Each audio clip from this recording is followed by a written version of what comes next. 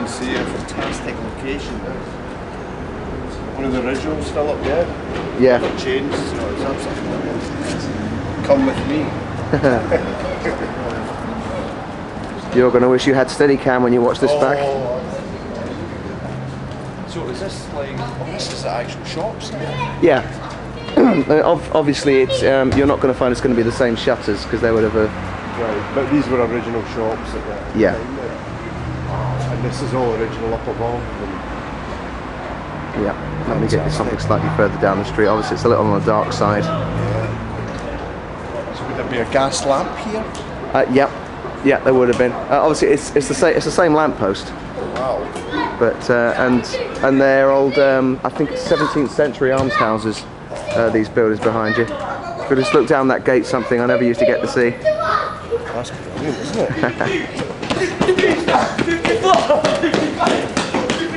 This is really good. I need to send you a copy of the video. Alright. A Steadicam would be good. I even know the house those kids live in. They're always playing football. Well, this is really atmospheric. Well, that's great. We'll click that off. Okay. Street where you want to be, that all falls apart again.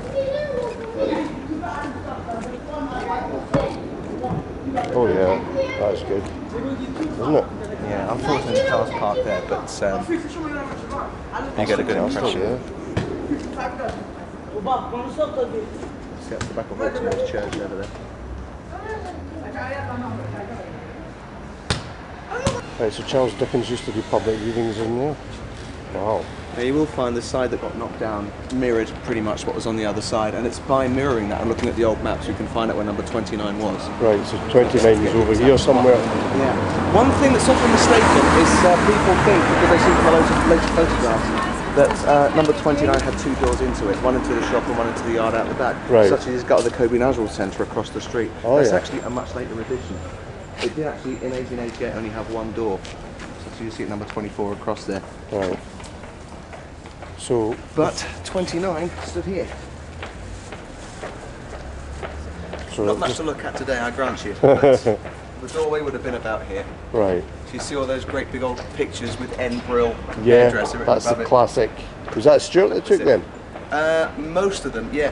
Now the Brills had actually been there since. Well, here we are at the 10 bells, as you can see behind. Which hasn't really changed, has it? Apart from inside, Philip? Yeah, that's right. Even the interior still holds the same tiles. Really, these tiles that are straight through there, Yeah. they're original. Yeah. So if you pan round, see over here. Was that there? So, yeah, the Spitalfields Market. Wow. I don't know, probably about 20 million or something. So that's the original, and coming round here, was that street there? Yeah, Brosfield Street's always been there. Right, now this is where they demolished the park. That's right. Wasn't it? This whole bit has been Yep. demolished here. Yeah, and rebuilt. The building, the final one of the shutters before the car park, that was where the Britannia pub. The pub right in the corner. And round here at the Is Christ Spitalfields Church. Now this must be all just exactly the way it was, yeah? It's just been refurbished. It's been closed for years. Has it? But yeah, but they've just opened it up again. I don't know if you can get in there yet. But that was built by Nicholas Hawksmoor. I think it was 1740s. Really incredible. I'll show you Itchy Park as well because it's right next to us here. So I'll just keep this on if you like. What's this park? What is this? Itchy Park. Well, all the dossers. If they were completely homeless, Yeah. you know that in the 1880s they weren't allowed to sleep on the street or in doorways. The whole aspect of the police patrolling at night was to move on the dossers around the area of Wentworth Street and so on. So this is So, it here. yeah, so they had to keep walking all night, and they would sleep in here during the day. There were a load of park benches, Right. and they just spend all day it was basically just like a sea of sleeping tramps would be in here all day, every day. Wow. And is there still prostitutes that hang about here at night? Yeah. Yeah. Yeah, the driver of the coach usually picks me up along here, so turn it off. Wow. Pretty rare. Right, I'll be able to show you the exact spot where Right. Miller's Court was. Right, so the Britannia stood here. Yeah. Britannia was here. The entrance was actually here on the corner of it. Right. Okay.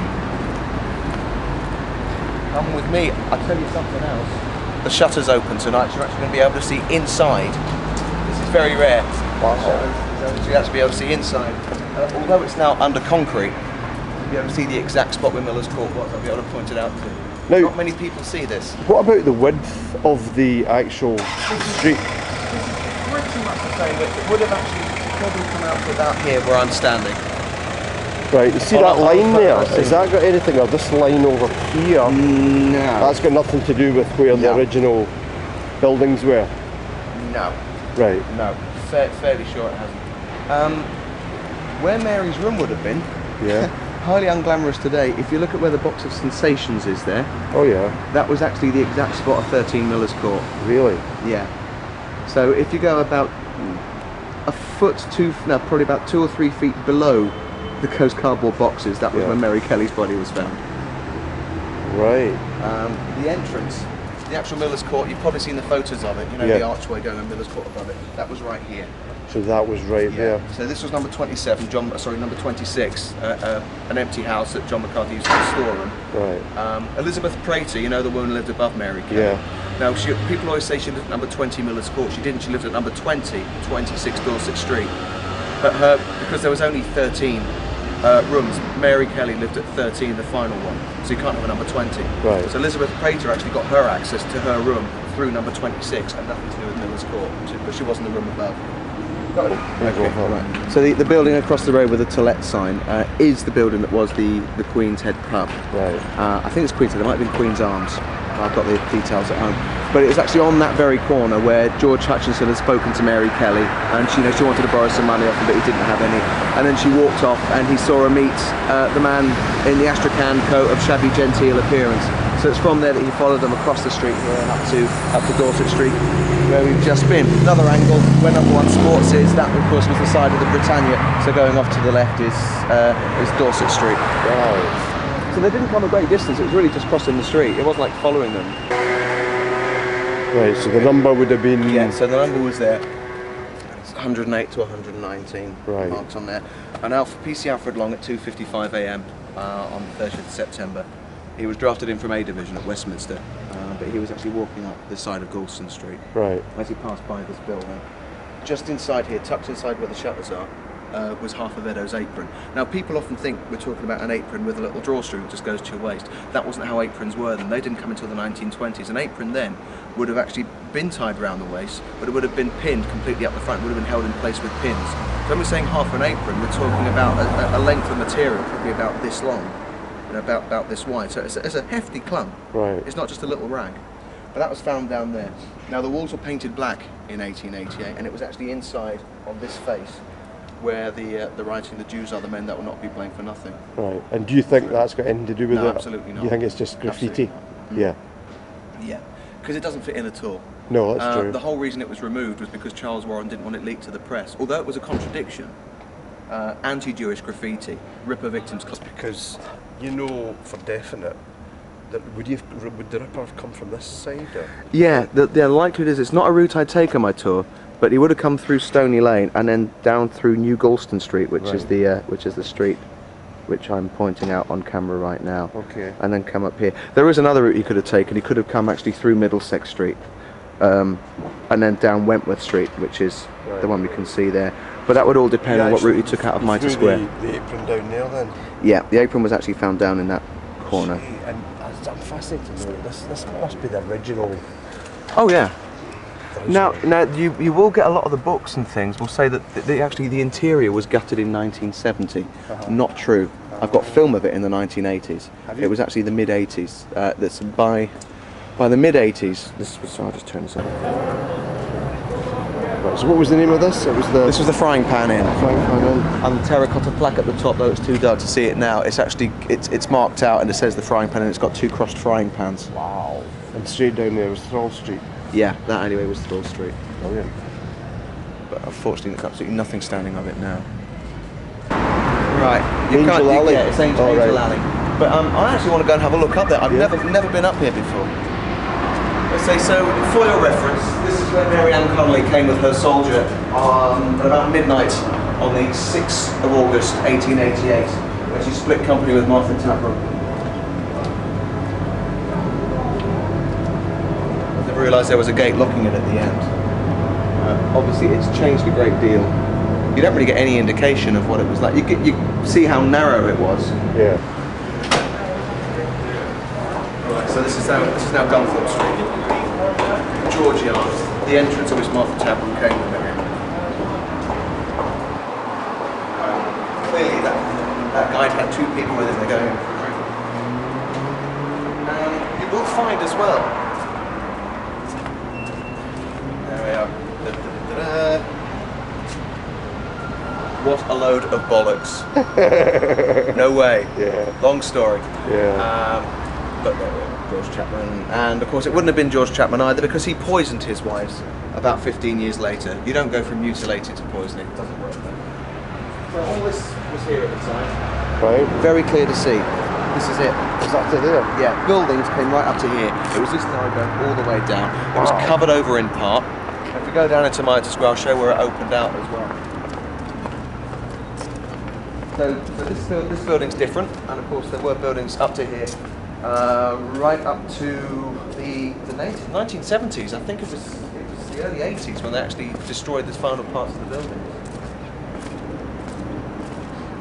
This is really tight. I'll be able to give you a tour of where all the buildings were in here. I know exactly where the building was. Now, this is deliberate. There was a building on the corner here. Right. The pavement came up to about here in front of the building. Yeah. So you could see actually where the alleyway opened out. And there was a building here Right. as well on the corner. The doorway entrance to it was right here. Right. It's very, very unusual to see Mitre Square bereft of people. I No. don't think I've ever been in here before, just a couple of us. These are the original cobbles. Wow. There's no doubt about that at all. Now, you have to imagine it being very different. There was only 3 dim gas lamps in here in 1888. There was one on the corner there. There was one just about where that sign is, the no parking one. Yeah. And there was another one hanging from the top of the building down here. Right. So the light that was down in that corner, by the way, was actually on the Mitre Street side. So it would have only shone a little bit of light in the entrance. The only proper light in here was the one that was in that far corner over there. It was really dark. Now the buildings we have, the only family that lived in Mitre Square was the family of PC Pierce, and they lived where the brown shutters are going underneath that building over there. Right. The warehouse of Williams and Company jutted out at the side there to the edge of the street. Yeah. Mr. Taylor's shop, at the back of Mr. Taylor's shop, because the entrance to his shop was actually on Mitre Street. The back of the shop was in this corner. Right. There was an empty house over here. This is still known as Ripper's Corner to this day. Horner and Company had a great big warehouse running all the way down this side of Mitre Square, and occupying the far corner over there and going halfway down that side of the street was where Keeley and Tong was. Right. Names now get confused because that is now called St James Passage, Yeah. and that's called was it Mitre Passage? It's rechanged its name. Now in 1888 that was called St James Passage, Oh, right. Right. and that was Church Passage. Okay. So So they changed the name. So when we talk about St James Passage, it gets confusing. the actual murder would be in the corner there. Yeah, right? the actual spot. You see Watkins come down here at 1:30 in the morning, found nothing unusual after shining his lantern, walked away again. 1:35, Lavender sees a woman who might have been Eddowes at the top, and then at 1:44 a.m, Watkins comes back into Mitre Square. His beat brings him every 15 minutes, shines his lantern in the corners, and he finds Catherine Eddowes on her back, her head here, feet there, right here. Right. Bearing in mind that this was the back of 2 houses here. There was a gate across here that led to a small yard, and there were some houses just beyond that. Right. But this is what's known as Ripper's Corner. A lot of people get the wrong location for it. They get it over here or in the flower bed. It was here. In the footsteps of Jack the Ripper. Footsteps, this original cobblestones are unbelievable. This is all the remains. And the actual site is right here. Incredible.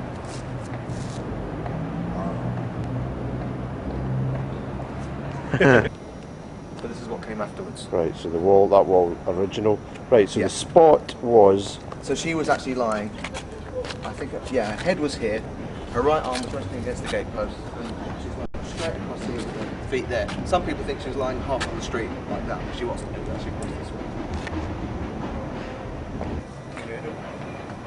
Looking slightly different to 1989. Just slightly.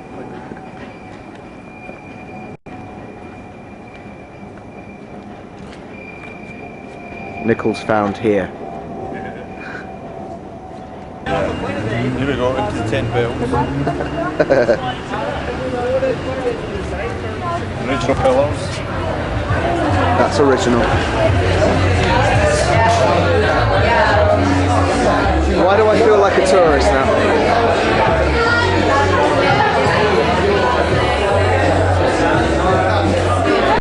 So these tiles over there are original.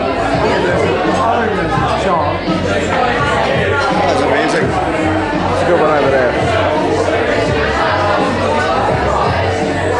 Brilliant.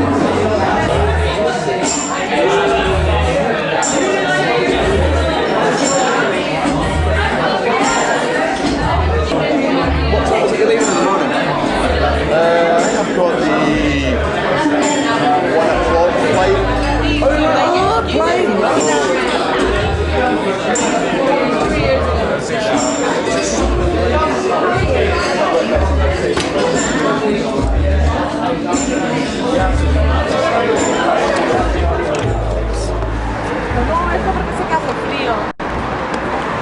Ahora que tú controlas todo, ¿no?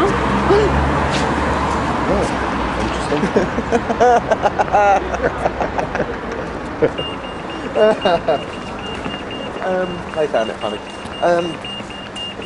The only time I ever went out to Glasgow, I used to be the equity councillor for South East England. We had the equity conference. There we are, we're recording now. This is in the footsteps of Jack the Ripper. Or maybe this is original footage. Undiscovered until 2005. Of the killer realising he's left his quarry behind.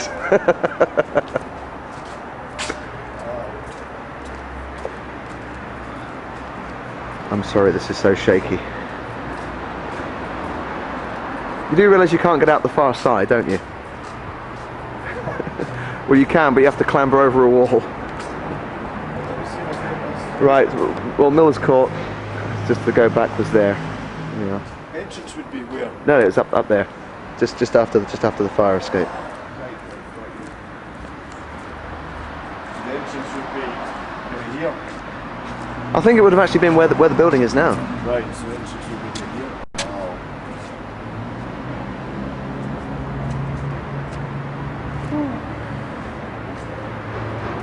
Fantastic. The general consensus is that where the curb falls away, that marks the position of the room. Of the room? I Yeah. thought the room was set further back. Yeah. Oh, yeah. It was further back, but that was actually where the room would have been. Oh, right. So this would have been the corner of the room then. No. No. That's if you go 20 feet back, That's then the room would have been, but in that position, but 20 feet further back. okay. Let's check quickly.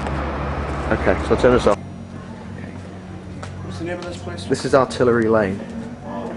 Looking just like it did at the time, but it doesn't have any bearing on the story, unfortunately.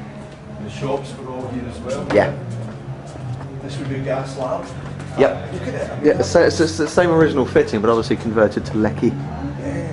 Fantastic. Original 19th century Victorian music hall entertainment going on in there.